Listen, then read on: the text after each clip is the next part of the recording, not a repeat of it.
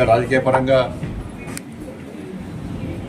తెలంగాణ రాష్ట్రంలో ఏ మారుమూల గ్రామంలోని ఏ అవగాహన లేని ఒక వ్యక్తిని కలిసినా కూడా హైడ్రా విషయం చర్చిస్తూ ఉన్నారు. గ్రామ పంచాయతీ ఎక్కడైనా హైడ్రా విషయం చర్చిస్తూ ఉంటారు. హైడ్రా విషయంలో పాలపరుడు పాపత్వం నిజంగా కూడా మరి ప్రభుత్వానికి ఎందుకు బుద్ధి వస్తుందో ఇప్పటికీ అర్థమవుతలేదు.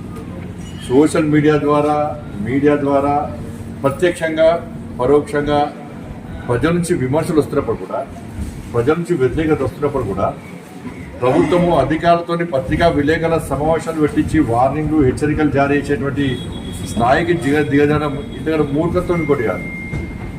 ప్రభుత్వ పరిస్థితి అంటే డ్యామేజ్ కథ లెక్కే పరిస్థితి. అనుకునేది ఒకటి, అయింది ఒకటి. మేము కూడా ఏదో ఉద్ధరిస్తారవచ్చు అని చెప్పి మేము కూడా మొదట్లో భావించడం కూడా ఒక పెద్ద బిల్డింగ్ కొట్టి మిగతా కూడా ఒకటి ఇంద్రమ్మ రాజ్యం అంటున్నాడు. మళ్ళా ఏం ఇంద్రమ్మ రాజ్యం? ఇలా ప్రజలు మీకు ఎత్తుకొట్టేసారు. 6 గ్యారెంటీలు చూసి అరే ఇంద్రమ్మ రాజ్యం చేస్తామని చెప్పి మీరు హామీ ఇస్తే ప్రజలు మీకు నమ్మి ఓటేసారు. ఇంద్రమ్మ రాజ్యం అంటే ఏంటి? పేదలు ఇంటి కూర్చొని ఇంద్రమ్మ రాజ్యమా?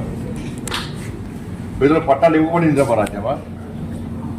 పేదలకు ఇండ్లు ఇవ్వకపోవడం ఇంద్రమ్మ రాజ్యమా? రుణమాఫీ ఇస్తా అని చెప్పి రుణమాఫీ ఇవ్వకపోవడం ఇంద్రమ్మ రాజ్యమా? లేకుంటే మహిళలకి 2,500 రూపాయలు స్కూటీ తులం బంగారం ఇస్తా అని చెప్పి ఇవ్వకపోవడం ఇంద్రమ్మ రాజ్యమా? 2 లక్షల ఉద్యోగ ఖాళీలను భర్తీ చేస్తా అని చేయకపోవడం ఇంద్రమ్మ రాజ్యమా? ఉద్యోగస్తులకు డిఏలు ప్రమోషన్ ఇవ్వకపోవడం ఇంద్రమ్మ రాజ్యమా? ఏది ఇంద్రమ్మ రాజ్యం అండి? మొత్తం చుక్క జుబర్తి కాంగ్రెస్ పార్టీ ప్రభుత్వము చుక్క జుబర్తి పేద ప్రజలకు. పాపం మనం చూస్తే ఎంత బాగా అనిపించింది. ఇంటికి కూడా తోరణానికి వాడిపోలే. వారం రోజుల ముందు గృహప్రవేశం చేస్తే వారం రోజుల తర్వాత వచ్చి కూర్చేసేది. కట్టడానికి 10 సంవత్సరాలు పడుతుంది, కూర్చోడానికి గంటలు కూర్చోవచ్చు. అదేదో ఉద్ధరించినట్టు కాదు అది. అరే ఎవరో పట్టాలు ఉన్నాయి, వాళ్ళకి డాక్యుమెంట్స్ ఉన్నాయి, లింక్ డాక్యుమెంట్స్ ఉన్నాయి, గ్రామ పంచాయతీ పర్మిషన్ ఉంది, హౌస్ పర్మిషన్ ఉంది, అన్ని రకాల బ్యాంకు లోన్స్ ఉన్నాయి వాళ్ళకు.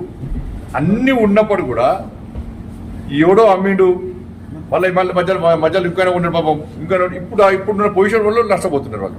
వాళ్ళందరూ ఇప్పుడు ఉన్న వాళ్ళందరూ కష్టపడి ఏదో కూలీనాలు చేసుకోవడం, ప్రైవేట్ చిన్న చిన్న ఉద్యోగాలు చేసుకోవడం, ఇక స్థిరపడదామని వచ్చిన వాళ్ళు తప్ప ఇవ్వరు. దాని బలిసిన ఇవ్వలేరు. అలా బలిసిన ఇవ్వలేరు. అలా కిరాయి కుండలు కూడా రాత్రి చెప్పకుండా మొత్తం ఇల్లు కూల్చేస్తే వాళ్ళు ఏడుకోవాలి.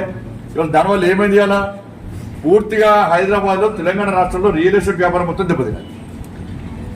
వేరే కంపెనీస్ ఇవి కూడా వచ్చే పరిస్థితి లేదు. ఇవాళ మొత్తం రియల్ ఎస్టేట్ వ్యాపారం మొత్తం దెబ్బతిన్నది. రియల్ ఎస్టేట్ వ్యాపారం దెబ్బతిన్నది. ఆర్థికంగా తెలంగాణ రాష్ట్రం పూర్తిగా అధోగతి పాలైపోయింది అలా ఈ హైడ్రా వల్ల. ఇంత వ్యతిరేకత వస్తే ప్రభుత్వం కూడా సమీక్షించుకోవాలి. కనీసం దాని గురించి ఆలోచించకుండా ఇంకా ఏమో ఉద్ధరించాలని చెప్పి ఏమో ఉద్ధరిస్తామని చెప్పి ఇంత ప్రజా వ్యతిరేకత ఉన్నప్పుడు కూడా మొండి వైఖరితో ఇంకా ముందుకు సాగుతా ఉండడం ఇది మంచి పద్ధతి కాదు. భారతీయ జనతా పార్టీ దీన్ని పూర్తిగా వ్యతిరేకిస్తుంది.